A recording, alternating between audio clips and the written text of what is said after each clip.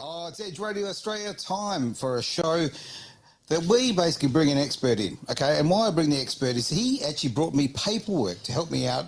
Mr. Wealth by Design himself, Jeff Bowman, mate, great to have you here. Lovely to be here, Aaron. Lovely to be here. Now, why I go straight to the cheat sheet is because you have brought in some information today that has blown my mind. Now, I've only got some of it here, but the stuff that I've read, I am really glad you brought this up because this is totally elephant in the room stuff. This is the stuff that we should be talking about, and we just don't, do we? Right? We don't. There lies the problem, right? Easy to kick the can down the road, as they say, Aaron. Very, very true. I mean, look, we don't talk about, finances, sex, politics and religion. I think that's probably the list. But one of them we've got to talk about here is retirement, which is the money one, right? It's the big money one. It really is. And I'm going to jump straight into it, but I want to say this. I think that all of us see ourselves a little bit invincible, right? Yes. I sit here, I'm in my early 50s. Retirement's not that far away, theoretically. I don't know if I'll ever retire, but just theoretically. Yeah. And you know why I won't probably retire? Because I don't have a decent plan. Because I haven't put that. I mean, I had when I was younger. I had a plan, and life had other plans and changed things for me. Yes. As that tends to happen, right? But as I'm reading here, and you've blown me away with the stat, and I want to talk about this because you're the man with the knowledge on this one. Is it right? So 63%. 63. We'll call it 2/3 of people, right, are going to retire on essentially the old age pension, right? Yeah. Okay, so 63% of all Australians at pensionable age, which is currently 67. Okay. Right. But the government stats are that 63% of Australians over 65, right, are all qualifying for the old age pension. Yeah. And so and the old age pension is means tested. And so it's something like roughly half of that is the full pension and roughly half of that is the concessional pension. So like part pensions. Sure. Yeah. Okay, but on the full pension, let's talk about 50% of the population here, okay?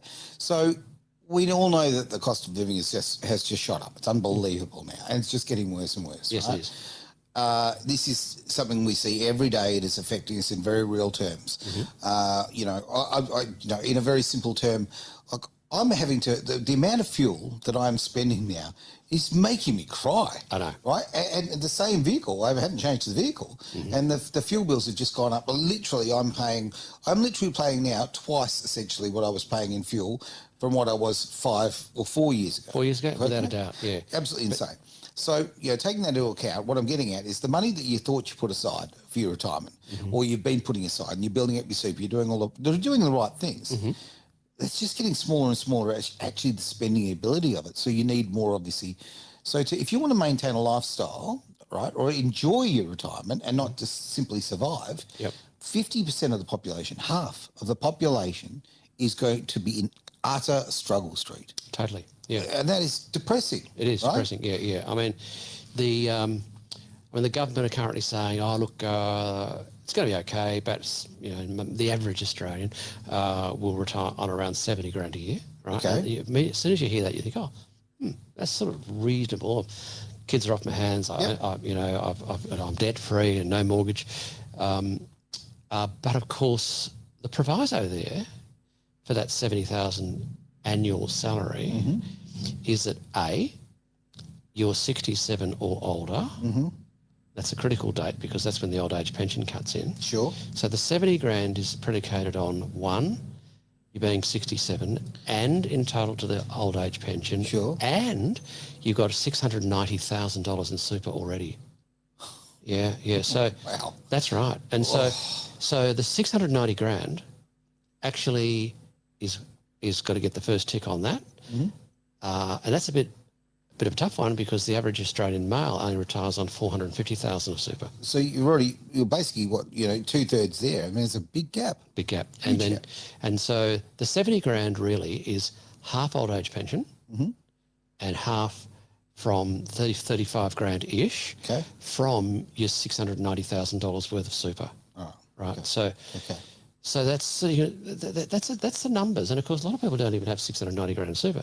We know I just told you what the average age, the average amount is, and women are less. I mean, they're about 330,000 a year in super on average retirement when the women retire. Sure, blokes are as a total, not a year. So as an average across their total superannuation asset value. Yep. In their 1 or 2 or 3 super funds, because most people have got more than one. Yeah, of course. Because they move around with industry super funds. Yep. And so, yeah, it's quite damning, and it is a concern, and it's one of the big things that people push the can down the road on, because they'll go, look, I'm pretty bloody busy with everything at the moment. Yep. You know, I'll think about that later. Financial planners are really expensive, so look, I'll put that off. And of course, we've had the Royal Commission a few years ago that sort of disenfranchised a lot of people from the advice space because of cost. That's a brilliant point, and you're right, because it's just all the changes just push the cost up massively. Out of the reach of most everyday Aussies, without doubt. Okay, well, quite frankly, out of the hands of everybody who's not of means, right? Yeah, totally. Yeah. So and us and them. These statements of advice that you've got to pay, you never. A statement of advice is a document that's got to be paid for when you go and see a licensed financial advisor, and I mean they range in price now from anywhere from 5,000 to 20,000. After tax, you can't even get a tax deduction for them. What? No, they're a capital item. Yeah, and you're kidding me. No, that's right. Yeah. So it's an after tax expense, and people go, oh God, you know, it's a lot of money, and I might not like the advisor, or I might not be getting the value. So a lot of people are holding back, and they miss out on just a lot of really, really key fundamental stuff like super, you know. Yeah. Are you maximising your contribution to super? Well, no. Do you know what they are? No. Well, look, since we've been talking, like the amount of things that I've learned about super that I just had no idea of, and I'm fairly financially sort of educated, I guess. There seems to be so many ways, again, to maximise it, right? And it's important to do that. Like, you know, when you're doing things, you need to be efficient about it, okay? You can't just, you know, throw it out willy-nilly. You've got to be efficient about it. Otherwise, you won't be successful with it, right? Correct. So you've got to get the advice because you just don't know if you don't know, right? So you've got to get the knowledge because anyone can go to their payroll department. Yep. They don't need a financial advisor and say, look, I've done my numbers. I'm on 100 grand. You're already putting in 11,500 because it's 11.5% now the employer puts in. Yep. So I can put the rest in up to 30 grand, right? And get a full tax deduction for it. And you can go to your payroll master and go, hey, look, can you do this? Can I put another 10 grand into super? And they go, yeah, sure, no worries. Fill this form out, tick. And that easy? That's easy, yeah. And that just goes into their default super fund. Okay, and they can do that themselves. They don't need an advisor for that. Okay, and that will bring your tax down. Okay, just in very, very simple terms. And I mean, I'm not obviously this is not financial advice. We're Definitely having a conversation. I'm not an advisor. We don't give advice these days. We just give education and training, as you know. Yeah, absolutely. So I mean, that's why I'm sort of throwing as a layperson. So effectively, if you're going to put another $10,000, the average person would get effectively a $3,000 tax break for that. It's based on their tax rate. Yeah, right? Yeah. So if they're on say 32 cents in the dollar tax rate, and they put in 10 grand into super, they're not going to pay 3,200 in tax. Spot on. And so the money that they're not paying in tax is got to go somewhere. Where's it going? Obviously into super. You don't get it to spend it on groceries, so you've got to do your budgets and make sure make sure you can actually afford to do it. Yeah, and of course you pay a 15% contributions tax out of your super fund, where those super contributions have been claimed as a deduction by either your employer or yourself. And so you've got to take 15 from 32, but hey, 17% is not bad. Look, 17% is still 17%, right? Like, ultimately, that's still money in your pocket. And at a time of your life when you're going to need it, right? Yeah, totally. Yeah, totally. So, and that whole compound growth thing, so we're saying really to pre-retirees, where most of our communication is with the pre-retirees that are going, well, kids are nearly off their hands, you know, Sally's got in year 12, she's nearly done. Fred's bloody at uni, so, you know, he's just out living with his mates. So some of the pressure's coming off the household budget. So most of these guys are going, I really should look at what's going on. Oh, look, you get a teenage boy out of the house, well, instantly your budget's gone up hugely, just the food, right? So put that into your super, just that, and you retire very comfortable. I know, and that is all just about knowledge, the biggest culprits in this super area are self-employed people. Yeah, sure. Because they're not, if they're running a trust or a partnership, they're not compliant to put super in by law. Of course. They don't have to. Yep. If they're paying themselves a salary through their own company, well, yes, they've got to, and they do. But so many self-employed people are not incorporated. That's right. And they're so focused on their business, right? Yeah. That, again, I'll get to that. Yeah, it's on the never, right? Yeah. Or they are employed by themselves through a company or a trust, and they're paying their superannuation guarantee levy. Mm-hmm. But, of course, their accountants will often be going, well, let's just keep your taxable income down as low as possible. We've got to save tax. We'll do the distributions later. We'll work out all the tax deductions through your business to minimise your tax. So then they might be going, oh, well, they're paying us 70 grand a year, so they're only getting, 11.5% of 7, right, into super, and the maximum they can put in is 30. Yeah.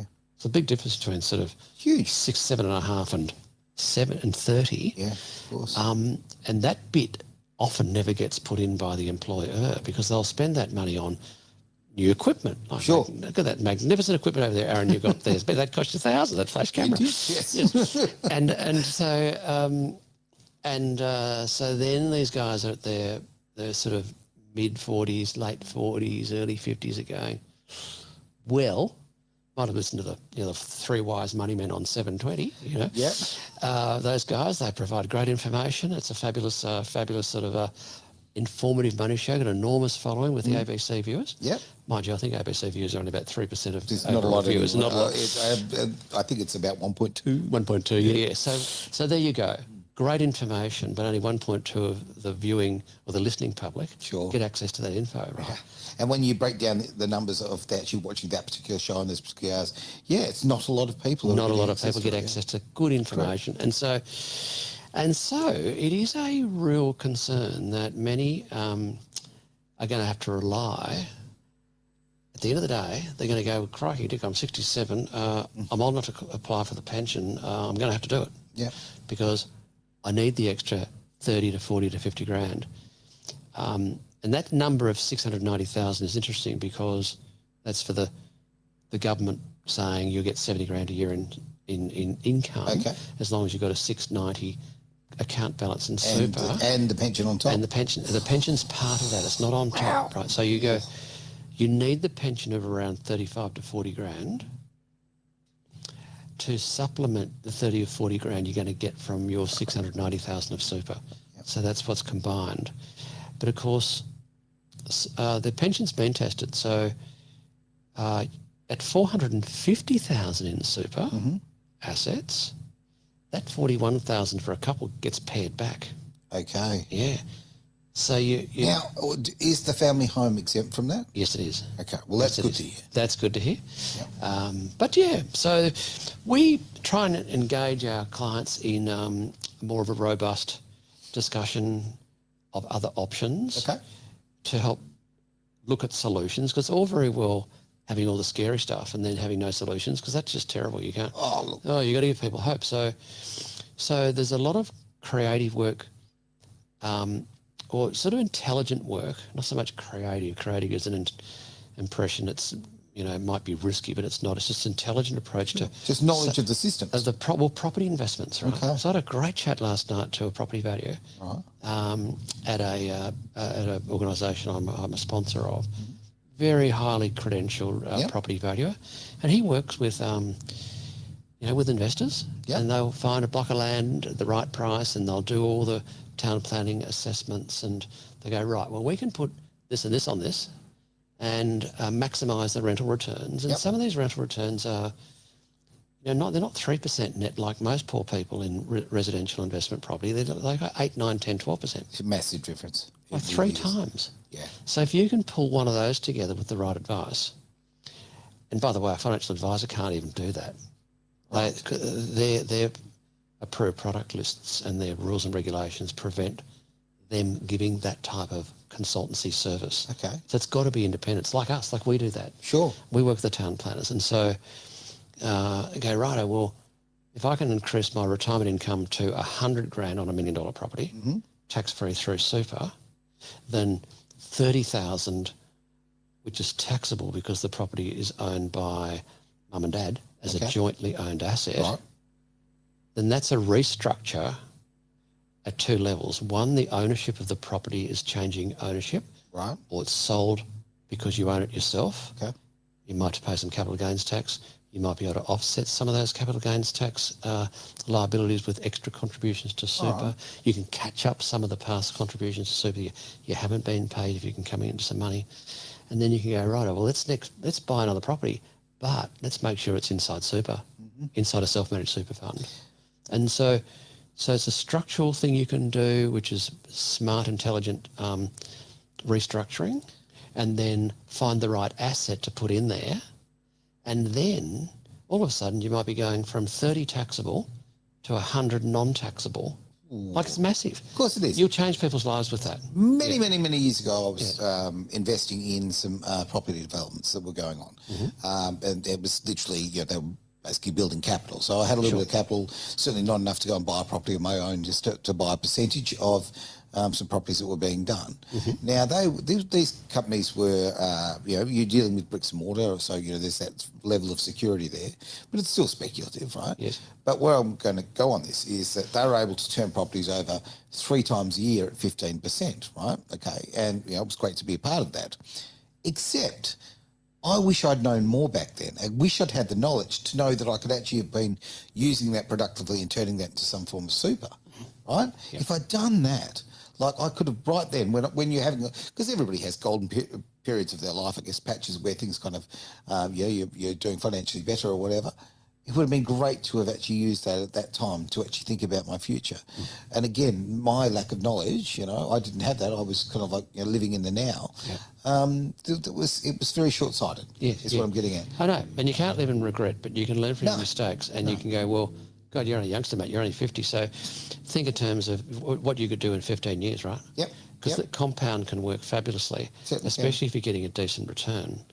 And all of a sudden, you'll go from being pension dependent to being no way qualified for pension because you've got 1 to 1.5 mil in super assets. See, and that's all achievable. It's all achievable. And I'd far rather be in that situation where I've got control of my own future.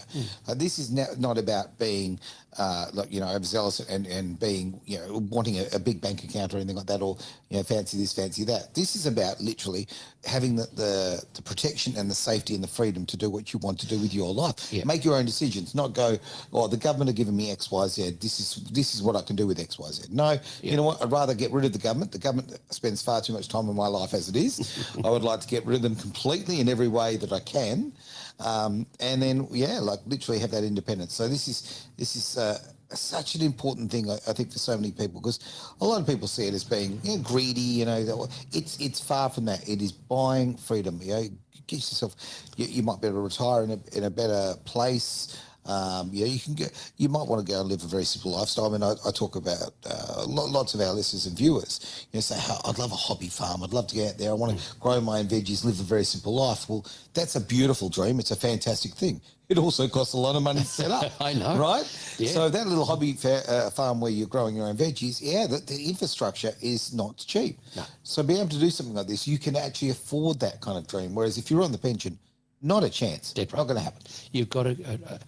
Is it all possible, technically possible, intellectually realistic?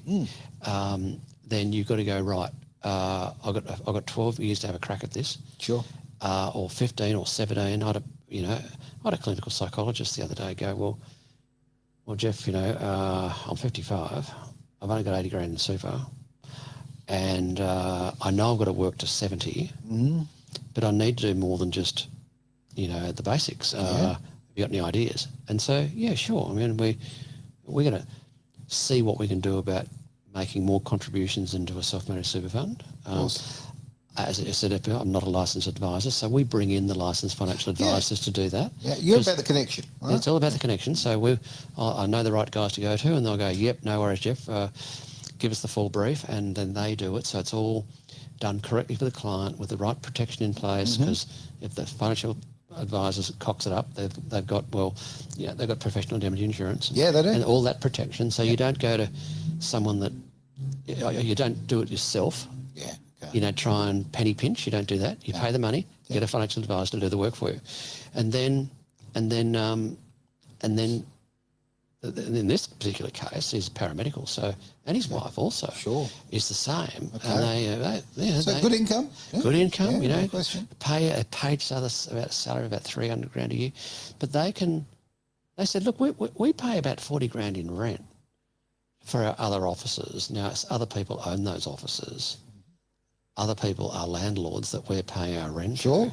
Why couldn't we actually get our own medical practice property, commercial property? And I said, you can. I said, oh yeah, we saw that on some money show. I said, you can definitely do that. You just got to be guided on how to do it. And pay the $40,000 to your own self-managed super fund. Correct.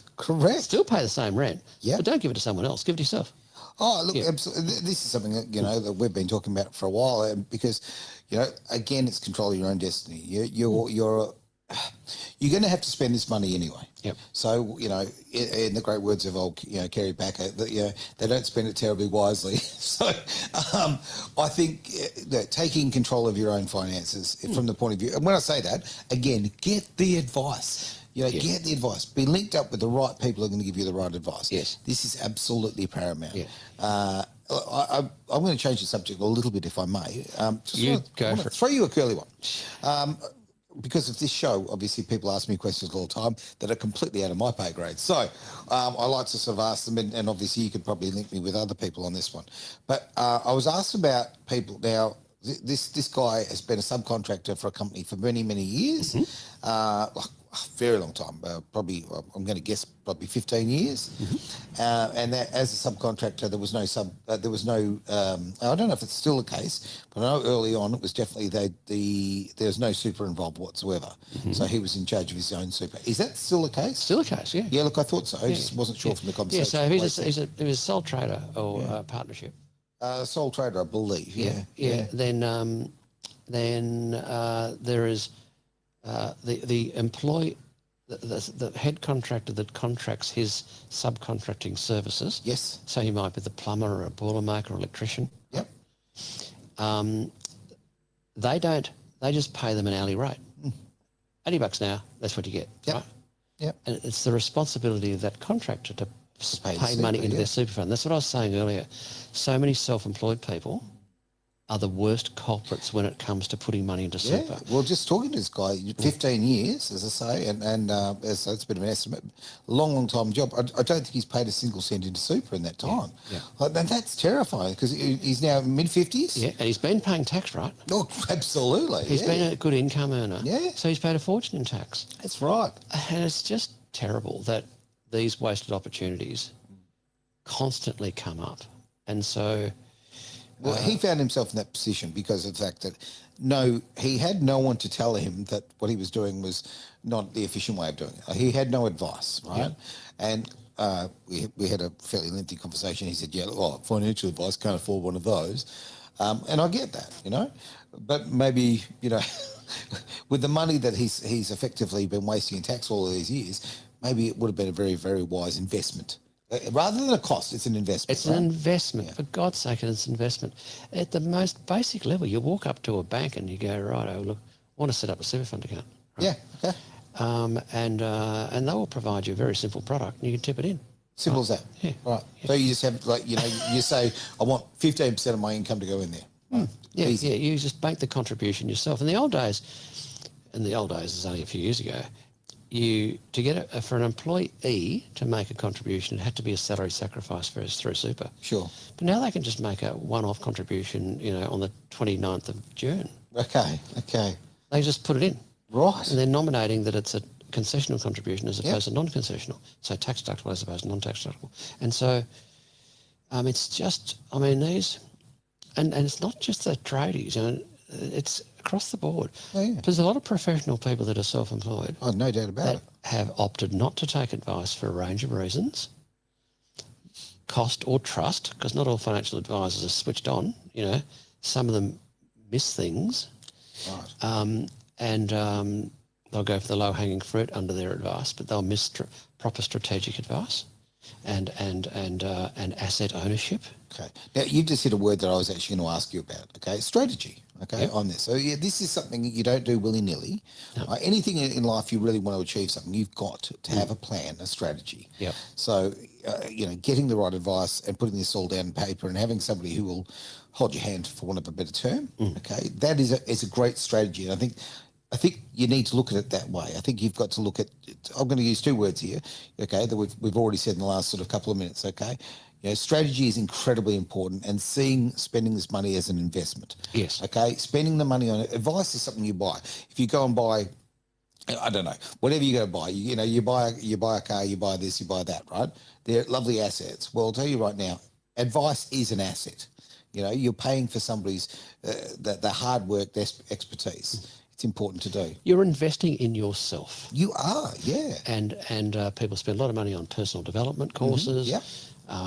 They spend a lot of money on, alternative health remedies or going to the doctor or whatever, So many things. And that's money you spend on yourself. But people are so reluctant to spend money on themselves when it comes to, proper guidance, support and advice. Yeah. Also there's a bit of an issue there. Okay. There are a lot of people that purport to be financial wizards, but they're not. And that's very concerning for a lot of people. It's very concerning. Because they'll go, I found out it's a scam, right? And it is. Of course. And they go, oh, God. I had a woman in my office the other day. I said, oh, Jeff, you've explained things so well in the last half an hour that we want to come and book a time to see you, because the last 3 financial advisors that we paid for, we walked away from the whole 3 of them because we didn't fully understand what was going to happen. Yeah. But we paid the money up front and we just became so disillusioned. Well, there's a bit of intellectual gameplay about that, right? They like to use a lot, and this is every industry. I'm not having a go at financial planners by any stretch of measure. But a lot of people who have qualifications, they feel that they like to, they like to show you they've got those qualifications. They like to use all these short little buzzwords and all those kind of things that we don't know about in our particular profession. Yep. And it makes you feel alienated. So when, someone sits down with you and you actually say things in everyday language, right? Yes. The same way you and I would have a conversation in a pub, yep. right? That's how I want it. That's that plain English. Yep. And you can still do it on the back of a cigarette, on a cigarette packet. Well, that's not very popular these days. Not these days. There's not a lot of those around. A lot of serviettes. So a lot of serviettes. Give us a serviette. That's right. You can explain on a serviette how salary sacrifice of super works. Look, I'll tell you what. Like I said, it's like but they go, oh, is that how it works? Yeah. Hey, back of a serviette, I'll tell you what, some very worldwide things have happened on that. Do you know that the Volkswagen Combi was designed on the back of a serviette? Get out of it. There you go, right? That's the truth of the matter. Is that right? So, yeah. That certainly changed the world. It's brilliant, mate. Okay. And again, it comes back to wherever you are in your life, forget, your different ages and all of that kind of thing. But whatever stage you're at, what levers can I pull? Okay, to go. Okay, because sometimes I might, like where I am in life right now, I'm going to have to pull a lever that's got a big acceleration on it. Whereas if I was 22, hey. Yeah. Okay, there's 3 levers. Mm-hmm. There's 3 key levers. Okay. One is strategic structuring of the ownership of your assets. Right. Okay. And I touched on that before. So, I've got $1 million property. I get $780 a week rent. Yep. That's 40 grand a year. Take off expenses, 32 grand a year. Okay. $1 million, 32 grand, 3.2% ish. Ish. Yep. So you go, so if I restructured the ownership of that property, somehow could with engineering and the proper strategy, because it's that you got to know how to do it. But I could end up with a property in my self-managed super fund, right? That gives me $90,000 or $100,000 a year income, but not taxable. Because a lot of people get confused about the superannuation and age of retirement and the old age pension. Okay. So at age 60, you get access to your super, if you're not working and you're retired, Okay. and all that money inside the super fund, if you had a massive capital gain, you sold the asset, there's no tax. Right. So you paid $500,000 for a property Yep. at 55, and at 61, you sell it for $1 million. Do you pay tax on the 600,000? No, it's tax free. Like, it's unbelievable, right? And that's $200,000. Okay, in very limited You tax. saved $200,000 in capital gains tax, and so you go, Huge. wow, difference. is that possible? Is it legal? Of course it is. That's how the system works. Because at the end of the day, in all governments, Labor, Liberal, black, white or brutal, it doesn't matter. At the end of the day, they can't afford to have unlimited people on the pension. No It's way in the world. expensive because not just the pension, they get concessions on all their medication, their public transport, their rah, rah, rah. And so if they can have self-funded retirees, the more the better. Right. Because it is not a drain on the public purse. Sure. So that's why you can have the most amazingly, on the surface, generous superannuation tax concessions. Okay. So no capital gains tax after 60 and no tax on the earnings. So if you're getting the dividends, all right, on your shares, Yep. you're getting rent on your property, Yep. that's all dividends or income. No tax after 60.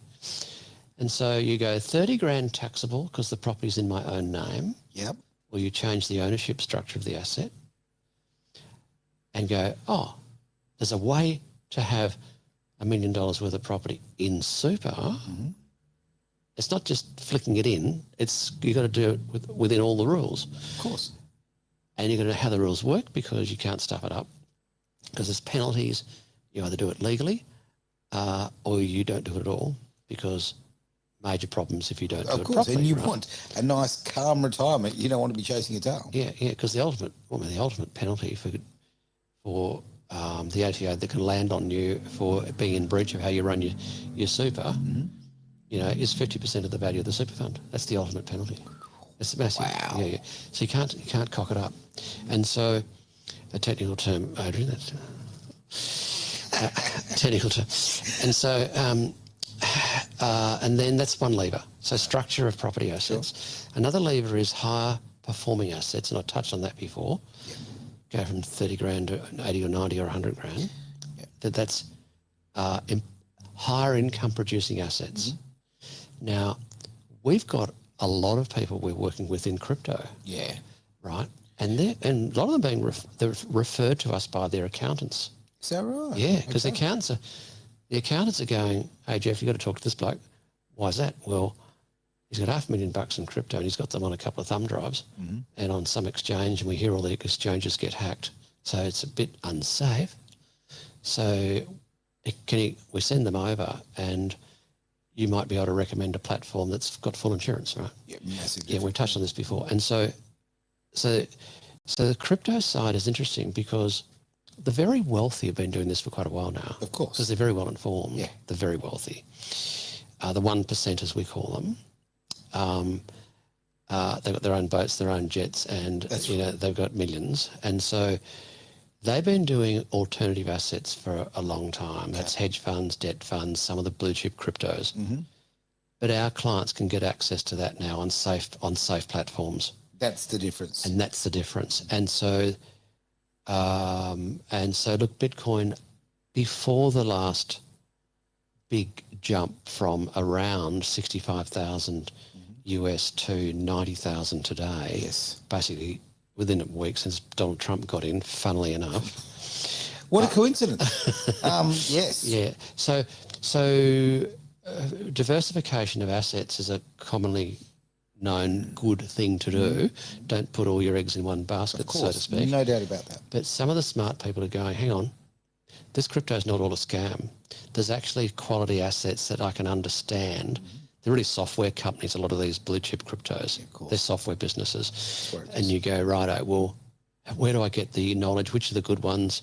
How do I set them up safely? They can come and see us. Right. We do that at Wealth by Design now. Okay. Yeah.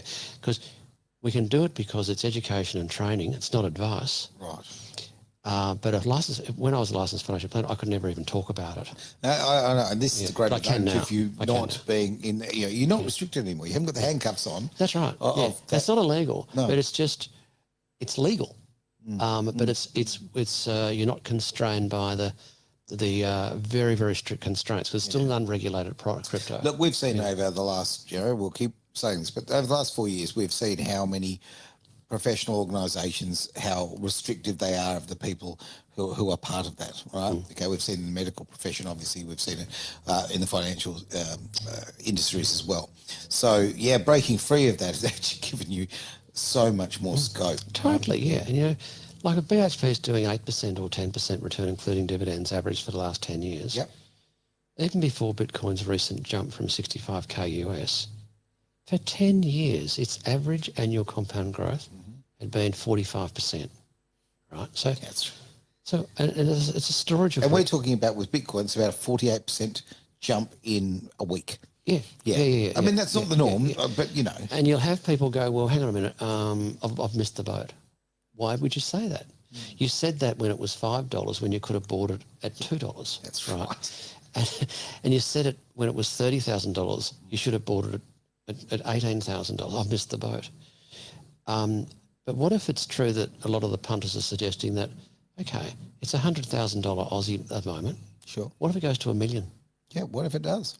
You don't need $1 million for one Bitcoin. You can just buy 50 grand's worth. So how many decimal points does it go back? You did tell me.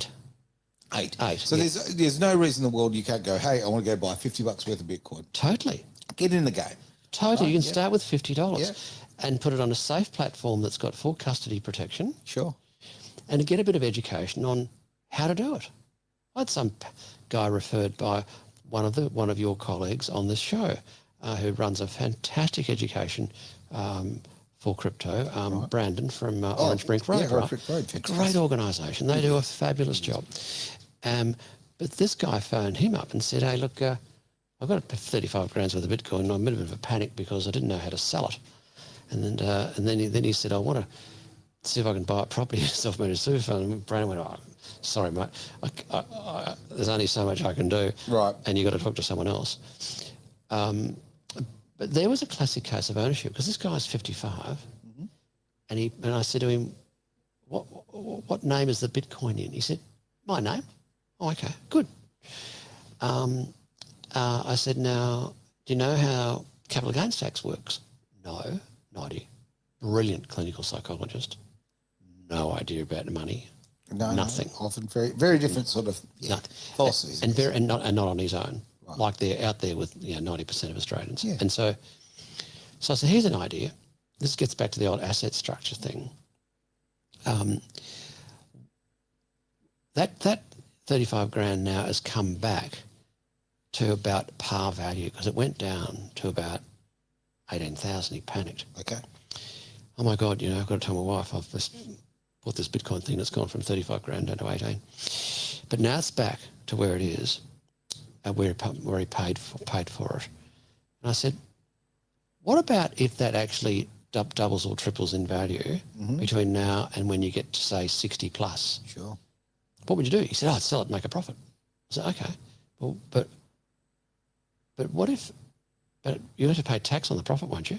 He said, yeah, I think so. How does that work? Yeah. Right. No idea. NFI, mate. NFI. And so I said, what about this? What about your self-managed super fund that you're going to use to buy your medical practice? Actually own some Bitcoin as well. Yeah. So if it goes from 35 grand to 100 grand 3 times and you made a bit of a profit, if you're over 60, what happens then? He said, oh, tell me again. I said, no tax. And so it's just, look, it's about knowing, it's almost like, okay, please indulge me here. It's like when you're dropping the ping pong balls in the clowns, right? Okay, honestly, if it gets in the right ones, it comes down to like government regulation, right? If it falls into the right slots, you don't pay any tax, so you get looked after. If it goes in the other, say goodbye. I mean, that's pretty much, and you feel like a clown, right? Yeah. So we're having a ball with this because it's so current. Yeah. Trying to find the right property with the right returns because you can deal with the right professional people that really know what they're doing. Of course. Find the property at the right price, find the right property valuers, the right town planners to get the planning right. You can do all that and you can, it's not cookie cutter and it's not high volume, but you can find those little diamonds in the rough. Yeah. And you can do the same in the crypto world. And once again, asset structure and asset ownership. Sure. So strategy, structure, owner of assets. Who is best to own these assets? Basically, as much as your super can own, the better. I didn't know this. I mean, this is a big deal because capital gains tax ruins everything. It's a big killjoy of any investment, right? You've made, you've worked so hard and you've made the right choices. You've doubled your money, whatever, and then hang on, okay, it's just Albanese cruises in and go, no worries, mate. We'll have that. We don't bother yourself with half of that profit. It's quite, it's incredibly disappointing. When you can do it and you can do it smart, you can put it in the right places. And yes, you can actually enjoy that in your retirement tax-free. Tax-free. Okay, one of the best terms in the world, tax-free. Tax-free is good. and it's legal. And that's the and I talked to these small business people about this, and they're not big corporates, but they might have 15 staff and turning over $2 or $3 million, sure. Right? And we'll talk about super, and we'll say, did you also know that if you went broke, because you're in business and, you could go broke, unlikely because it's established, but let's just say one of your staff members siphoned a whole bunch of cash out and you couldn't pay your bills, you could go broke. Did you know that all of your superannuation assets are protected from bankruptcy? See, I didn't know that either. Didn't you? No, I did not. Mate, that's true. Oh, you are it's a haven from bankruptcy. Right. And Alan Bond changed it slightly when he did a dodgy. Remember Alan Bond from the old days? I'm a big fan of Alan, I'm not going to lie. No, I'm a big fan. I'm a big fan too. Yeah, the man changed Perth forever. But he tried to move so much of his money into super. Right. And he did just before he went broke, when Bond Corporation went broke. Yeah, okay. And that was the catalyst for the rules to change. Gotcha. So if the ATO can prove that you deliberately and dodgily, not a real word, transferred your money in because you knew you were going to go broke, then it could be unwound. But if it's just an unfortunate situation, if you're going broke, you've only $500 or $600 in super, the creditors can't get hold of it. Okay. So, say if you've done this on a continuous thing through the entire business, continually is topping up. Yeah, that no problem whatsoever. Yeah. It's the intent. Yeah, of course. It's just the dodgy intent. Yeah. I want to protect all my money. I'm going to stick it into super because I'll go broke next week. Yep. Well, sorry, you've got problems with that. But if it's just like nearly everybody, just innocent, something went wrong. Yeah. Right. And it happens. It happens. Wife leave you, can cause grief.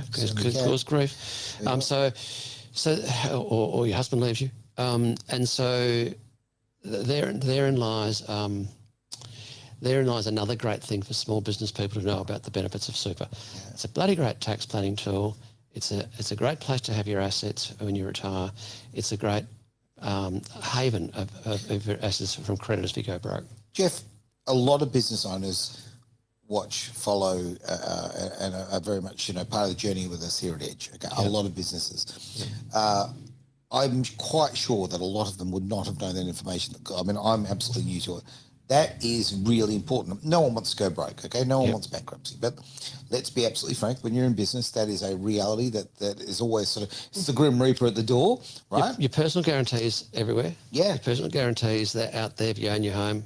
If your partner owns the home, that's okay. But sometimes you can't have that luxury. Yeah, absolutely. But this is a great way. Your assets on the line. It's winner, right? You've got protection, and you're also building your wealth for your future, right? I wish I'd known. Yeah, and so that's just building bridge the knowledge gap, bridge the money gap. Lots of gaps need bridging. Right. All right. Well, shall we bridge again next week?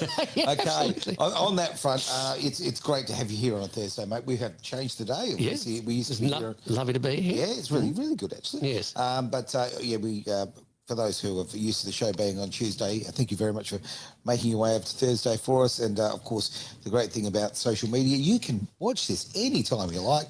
Go to the Edge Radio Australia YouTube page. You know, do all those YouTubey things. You like, you subscribe, you do all of that. Yeah. You've got a couple of other pages out there as well, mate, that might be worth talking about. We have, yeah. So our novated leasing business keeps rocking along, especially with these electric vehicles that are saving so much money. A guy got an $87,000 Hyundai electric car the other day from us. Right. We organised the whole thing. His total tax savings over a 29-year lease was 48 grand.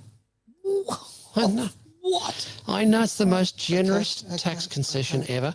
So nclo.com.au is our novated leasing up website. on the screen. Fantastic to see. Oh, great. There you go. Look at that. We're getting some fantastic work from the producer's desk in there. Look at that. Lovely work from behind the glass. Yeah, and there's other ways that we help clients make money is by